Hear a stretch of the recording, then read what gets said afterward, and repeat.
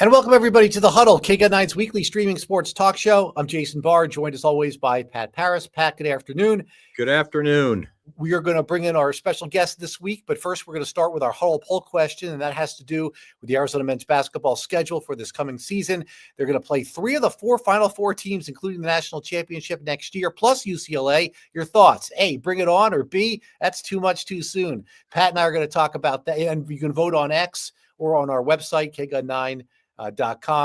Either one, and we'll have the results, and Pat and I will discuss later in the program. But first, our special guest this week, and he is of the Tucson Sugar Skulls, wide receiver Drew Dixon. Drew, Jason, and Pat here at the KGUT9 studios in Tucson. Thanks so much for a couple of minutes. Yep, I appreciate it. Thank you for having me. All right, so the Sugar Skulls off an upset win over the Arizona Rattlers last week, the defending Indoor Football League champions. What did that do for you guys, do you think? Man, it was huge. It was a huge morale boost, you know what I'm saying? Especially coming in the first game and losing and not having all the pieces together, coming in the next game against them and having our pieces together and just continuing to fight through adversity means a lot to us. It gives us a good confidence boost, but also not too much, you know what I'm saying? It's just one win. We got 11 more games, and we just got to stay focused on winning each game. Drew, I know you're new to the Indoor Football League, and obviously you grew up in Tucson, but you know the Sugar Skulls are relatively new. But there is kind of that Tucson-Phoenix rivalry already that's been established in the handful of years that these two teams have gone at. Do you kind of get that sense too that finally you get one over on Phoenix by beating the Rattlers Saturday night? Absolutely, because they're always calling the Arizona Rattlers our big brother. So, being from Tucson, it's smaller than Phoenix, but we can compete too. So it's kind of just kill that narrative and just keep winning games. Drew, you are the first Tucson native and former Wildcat to play for the Sugar Skulls. They haven't had one who's had the distinction of being both. How much did you know about the Tucson Sugar Skulls when you were playing? I know they started in 2019, so maybe not when you were at Sabino, but maybe you were at the U of A. Did you know much about the team? I know they were new at the time. Yeah, so honestly, I didn't know much about the team in 2019. And then once I had transferred out and went to South Carolina, I kind of I didn't really know much about it until I got back to Tucson. So, it's really awesome to have, a professional team in Tucson and have the opportunity to play for them.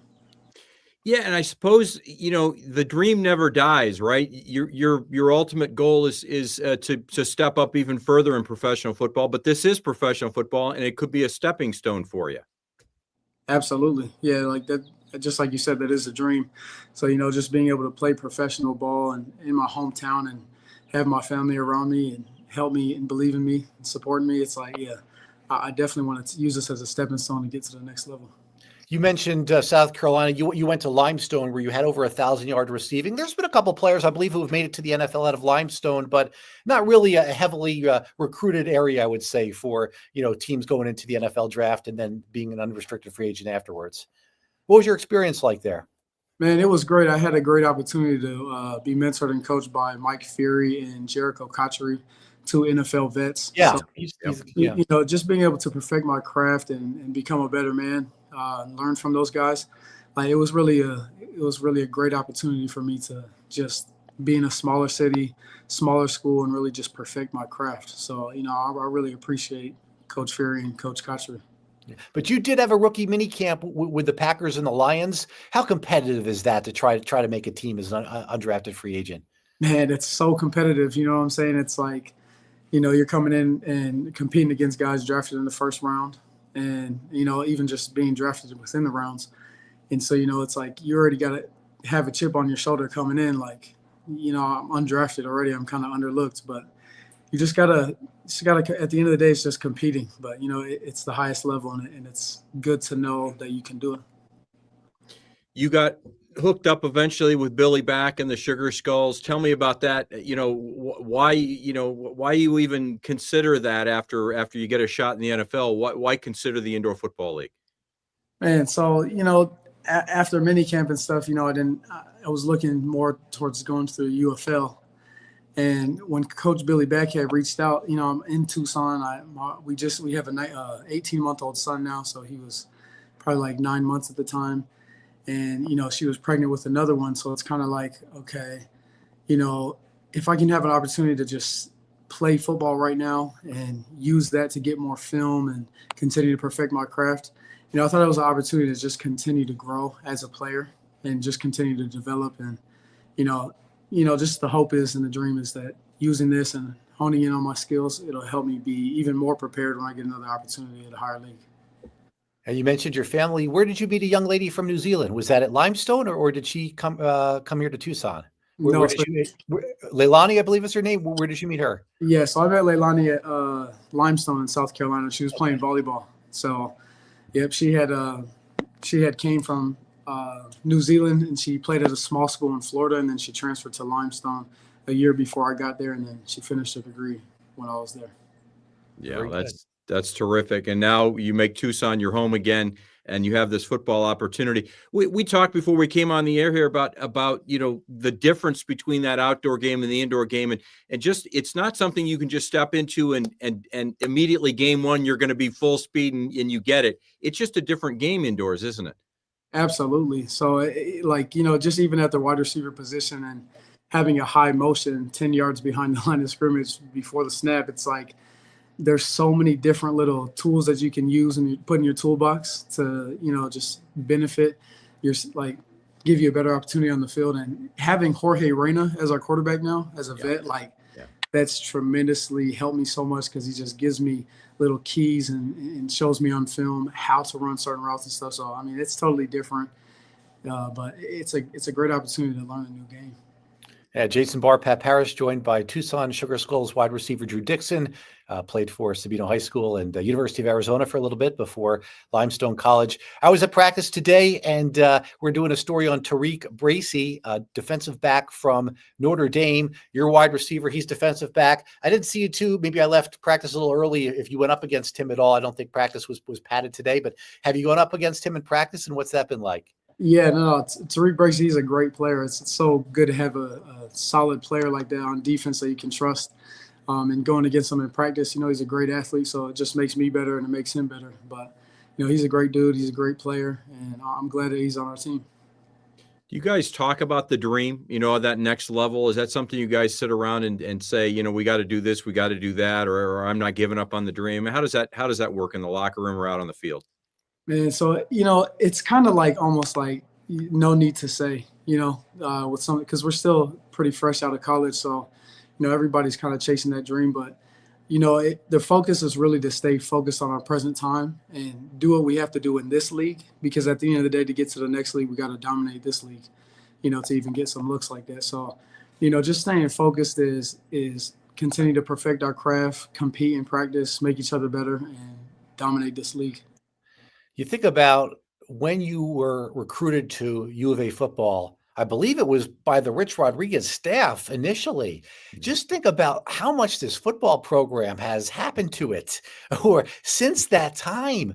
I mean, there was 3 years of Sumlin. I think that was your final year, obviously, there, or maybe the year before. Obviously, we know how that went down. Then we had Jed Fish for 3 years. Now we've had a new coach for a year with Brent Brennan. It's been a very eventful for U of A football. What was your experience like, and how much have you followed the program since leaving?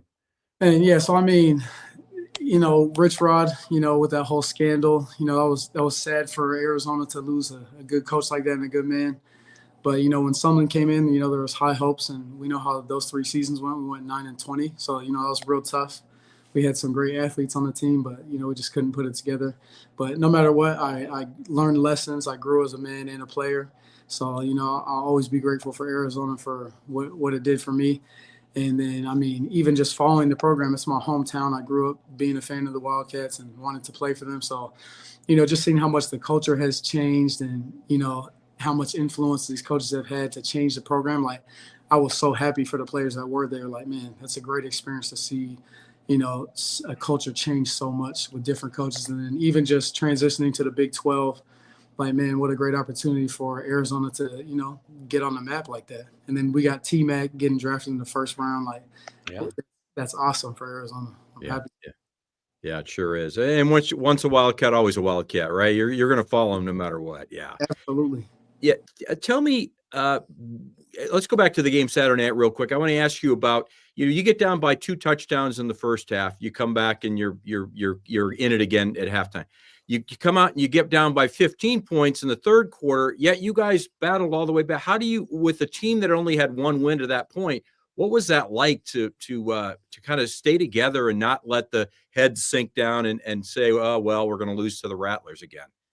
Yeah, I mean, I think it just goes back to our coaching staff, Coach Beck, and the way we practice is, no matter what, we're never going to just give up, because the game can change so fast in indoor. That's the thing, is it's a 50-yard field, so you can score real fast. And the thing is we just, we believe in each other, and defense has our back all the time. Our defense has been playing some hell of football since the beginning of the season, and our offense has finally got the pieces to go out there and win. And so, just when we're down, it's like, there's no reason to keep your head down, because we can do it. We just got to fight to the end, and we did that. We battled adversity. Adversity comes in football all the time. So, it was just really great for our team to have the chemistry that we have and just keep building on that. And you mentioned defense real quick. The defense has kind of been, the marquee part of your game up until the I'd say this game against Arizona. Did you feel that kind of that pressure as an offense that, man, we got to do something here? Our defense is carrying us right now. Absolutely. Like that's been the focus for the past few weeks. Like, we've gone through 2 different quarterbacks, so that's been the missing piece of our team is our offense. And so being able to have our defenses back now and be able to start scoring points and getting in the groove as an offense, like, man, it just makes us that much more solid of a team. So, shout out to the defense for holding us up, but, now we're going to be balanced, which is nice. And last one for me, you play Massachusetts this week. For fans maybe who haven't been to a Tucson Sugar Skulls game, they got some momentum here coming off this win against the Rattlers. Have you scouted Massachusetts yet? I know they usually have a pretty stocked team. Have you had a chance to look at them so far, or are you just kind of focusing on yourself until you get to the game planning? No, yeah. So, I mean, game planning is that we got a game plan, we definitely watched film already on them. So, they got great athletes, but they do have weaknesses, and, we're going to focus on our strengths, do what we do, and get open and execute on plays. Finally, for me, Drew, football's great, but football's not forever. So what's the Drew Dixon plan for the future after football? Yeah, so cool. So, yeah, especially playing in this indoor league, it's a little bit different financially. So, actually, I'm an executive planner now doing financial services, and that's something as a foundation that I'm going to use for probably the rest of my life. So, it's been really good to me and my family. So, I'm just continuing to learn and grow and get better at business. So is now a good time to get into crypto? Sorry, Pat, go ahead. I was going to say, anybody in Tucson that needs a financial planner, Drew Dixon's available then. That's exactly right. I appreciate that. Absolutely. Yeah. I'm ready to do business anytime. Yeah, let us know if we should get into crypto. Yes. Hey, you probably should. I know it. Drew Dixon, has been a lot of fun. Jason Barr and Pat Parris here Thanks, Drew. On the Huddle. Thanks so much for a few minutes, and good luck. We'll be at the game on Saturday. Watch you guys try to win another one against Massachusetts this time. Absolutely. Thank you guys so much. All right, we'll see you then. All right. That was Tucson Sugar Skulls wide receiver Drew Dixon. Hey, good to see him doing well. It's another local connection for the team for people to go out. I'm sure they have a career ready to go as a Wildcat. Yeah, career ready to go in case, and and even after that dream's over, you got to have a career. Unless you're a superstar athlete that's going to make a name for yourself afterward just from your name, you've got to have a real career, and he's got one. It sounds like. Yeah. Okay, let's shift to our Huddle poll question. We usually talk about it a little bit before, but we don't want to keep Drew waiting. And it has to do with the Arizona basketball schedule for next year. Pat, is that right? 3 Final Four teams? Who are the That's 3 Final exactly Four teams? Right. And Auburn, UCLA. Florida, and who's the other one? So it's Florida. They go. This is murderer's row, really. And it's right.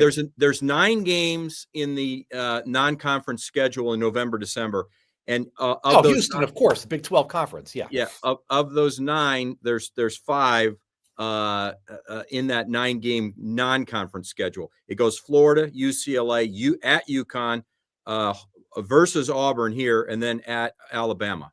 So you're talking 3 of the top 4. You're talking UConn, who is 2-time defending national champs, so they got knocked out this year, and then UCLA, who's always a top 25 team, right? And that rivalry we hope continues forever. And then you add in Houston with the Big 12. They're certainly going to see all of the all the powerhouse teams when you think college basketball in that stretch next season. It's going to be fantastic. Well, I thought they did get credit for it having the tough schedule this They year. did. Yeah, they I did. don't think not this past year, but the year before, the Arizona women's basketball team, I think, had the second toughest schedule in the country, and they still made them go to the play-in game. So I Right. know women's basketball is a little different, but I was a little skeptical going into this year. I'm like, I don't know that they're going to get the credit for it. I just think sometimes when a team has 12 or 13 losses going into the tournament, it kind of hurts them a little bit. But they still got a number 4 seed, right? They still got a number They did. 4 seed, and they had a high Net. net. Thank Their you, Pat. net They had a was high net the whole yeah. season. Yep. So it did not hurt them at all. What we just want to make sure, though, is that those teams that are really good from last year are still going to be good next Right. year. We don't want to play those teams and then have them not, and maybe lose a couple games and then have those teams not do well the rest of the year. Hey, I'm okay with that schedule as long as those teams do great the rest of the year. And at least in the Big East, I think St. John's is going to be the favorite Well, again. and I think I still think it's important to get a win or two out of that group. I mean, you can't. Yes, your net ranking's not going to be hurt. It's only going to be helped by playing these teams. But this is an Arizona team, whether they have Carter Bryant or not, with these 5-star recruits and one of the top recruiting classes in the country. I think that they've got to get some wins. I'm Bring It On. I'm by the way, all the way. Bring It On. I think it does help you with your net ranking. I think it helps you. We said it last year. They got off to that rough start, 3-4. And then after that, they started to really kind of find themselves. And by the time it got to crunch time, by the time it got to February and then March, this was a much better team because of that early schedule. And I think that's the way that Tommy Lloyd approaches it is you might take your lumps early on, but you're going to be a way better basketball team and ready for Houston and ready for Texas Tech in crunch time. And remember, this is a Arizona team that made it all the way to the Big 12 championship game and lost to Houston. And they were more than ready for the Sweet 16 run. And, things go a little bit different. Maybe you don't get the matchup against Duke. You're looking at an Elite 8 or a Final Four. Yeah, no, I'm going with the Bring It On too. I think it did help them, and that's what I'm voting for here, Pat. But I don't think Carter Bryant's going to be part of this team. Yeah, I don't either. Mock draft has him 9th. Good Yeah. Lord! And I'm by the way, surprised about 9th that. to the Phoenix Suns. 9th, you can't give that up. I No. mean, I'm sorry. I know they're getting money here for college, but I still don't think you can give 9 up. And I tell you what else, he passes the eye test. I mean, if you're an NBA scout, what are you telling the general manager? This guy has incredible potential. I mean, we've seen, not to knock Dalen Terry, but he went mid-first round. This is a different level player, I think. Yeah, no, and I agree. Got but more offensive skills. I will say this: you and I both have texted back and forth in the middle of games. There's some Put him in the game, right? That's what I texted you. There's some defensive deficiencies. Pat. There's some defensive deficiencies with Carter Bryant. I don't care. That's the only thing that might have a few of those teams in that top 10 pass on him. Really? With what defense looks like in the NBA now? I don't think so. Yeah, but you if you're a 3-and-D guy, he's a 3-and-D guy. So in other words, he's expected. I don't think so. He's expected to hit the open 3, and he's expected to get back on defense. He's not a he's a shooting forward. He's a small forward. He's not a power guy. He's not going to be playing in the paint. He's not going to be doing any of that kind of stuff. He just look at his game. It's wide open threes. It's elbow jumpers when he's open. And it's play defense. And he plays defense. I'm not saying he doesn't play good defense. He doesn't play elite defense yet. And that would certainly help him. That's why I would want him to come back for another year. But if he's being told he's going to go in the top 10 or top 12, if he's a lottery pick, why come back? I get that. And if that's what they're telling him, then he's going to be gone.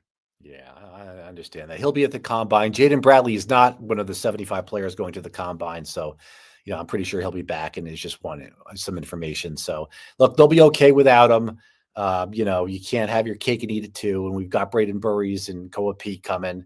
And so there'll be plenty of talent here. Is there one more? If he doesn't come back, there ought to be one more scholarship, and you never know with the transfer portal too. I'm not saying you're going to get another player as good as Carter Bryant. Right. What I'm saying is there might be another player out there that he picks up. We've seen Tommy Lloyd pick up guys in June before, and maybe that's the case again this year. And maybe you get a player. You get a guy that can fit into that rotation somehow. I don't know. Yeah, I'm sure they've got their eye on that for. And are prepared for Carter Bryant not returning even though we would all love to see him come back. So yeah, for sure. All right. Well, we thank our guest, Drew Dixon of the Tucson Sugar Skulls, who play Massachusetts. And the results of the Huddle poll question. Thank you. Our producer, Ryan, reminded me. Yes, we want to show it messed me up because we went to it before and after, and I forgot the results. Oh, wow. Everybody wants to bring it on. Yeah. I'm trying to think. I would vote too much too soon.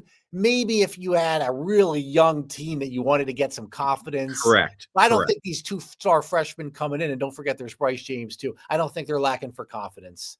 So, I'm trying to think of an example where we might go too much too soon. I don't think so.